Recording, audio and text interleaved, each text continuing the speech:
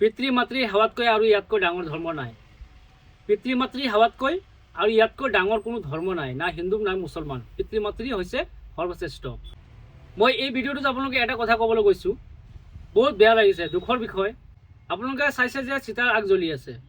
মানুহ এজন বৃদ্ধাশ্ৰমত মৃত্যু হৈছে। 3জনী ছোৱালী আছিল। তেওঁ এজন বিজনেছমেন আছিল আৰু ধুমধামকৈ বিয়া দিছিল আৰু যিমান টকা পইচা আছিল সকলো বিয়া বাৰুত দি দিলে।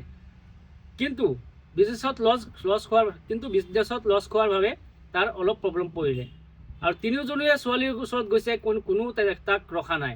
বাপেকক ৰাখিবলৈ তেখেতৰ ঘৰলৈ ঠাই নাই। এনেকুৱা দুৰ্ভগীয়া সন্তান আৰু দেখা নাই মই, এনেকুৱা দুৰ্ভগীয়া পিতৃ আৰু দেখা নাই মই। এই ভিডিঅ'টো চাই মোৰ বুকু ফাটি গৈছে, বহুত বেয়া লাগিছে। এনেকুৱা সন্তান থাকিব পাৰেনে? তিনিওজনী সন্তানেই নাকচ কৰিলে।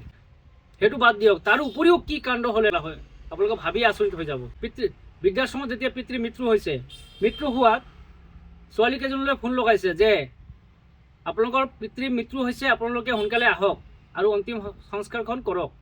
আৰু এতিয়া বৰ্তমানটো অনলাইন যুগত কি কৰিব নোৱাৰে, ভিডিঅ' কলত গৈ পিনি অন্তিম সংস্কাৰৰ দৃশ্য চাইছে আৰু কৈছে যে অলপ সোনকালে কৰক, মোৰ অলপ কাম আছে, মোক ক'ৰবালৈ যাবলগীয়া আছে, খাব লাগিব, শুব লাগিব, গা ধুব লাগিব, বহুত কাম আছে। এনেকুৱা সন্তান থকাতকৈ নথকাই ভাল। আৰু তিনিওজনে মিলি ৫,১০০ টকা দান কৰিলে। ৫,১০০ টকাত অন্তিম সংস্কাৰ সম্পূৰ্ণ কৰিলে। মই ভিডিঅ'টো চাই মই আচৰিত হৈ গৈছোঁ, কেনেকুৱা সন্তান হ'ব পাৰে। আপোনালোকে ভিডিঅ'টো শ্বেয়াৰ কৰি দিব ইমানে, যাতে এনেকুৱা সন্তান থকাতকৈ নথকাই ভাল। আপোনালোকৰ প্ৰতিক্ৰিয়াটো আপোনালোকে কমেণ্ট বক্সত দি যাব। বৰ্তমান দুনিয়াটো হৈছে সময় নথকা দুনিয়া। এই সময় নথকা ব্যস্ততাৰ দিনত মানুহে কাৰো বাবে নহয়।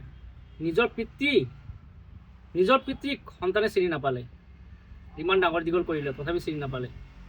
বৃদ্ধাশ্ৰমত থৈ আহিছে, তাতো গৈ পিনি মৃত্যু হৈছে, তাৰ পাছতো যাবলৈ অন্তিম সংস্কাৰ কৰিবলৈ সময় নাই। মানৱ ধৰ্মৰ নাক কান কাটি দিলে। ধিক্কাৰ জনাইছোঁ এনেকুৱা সন্তানক।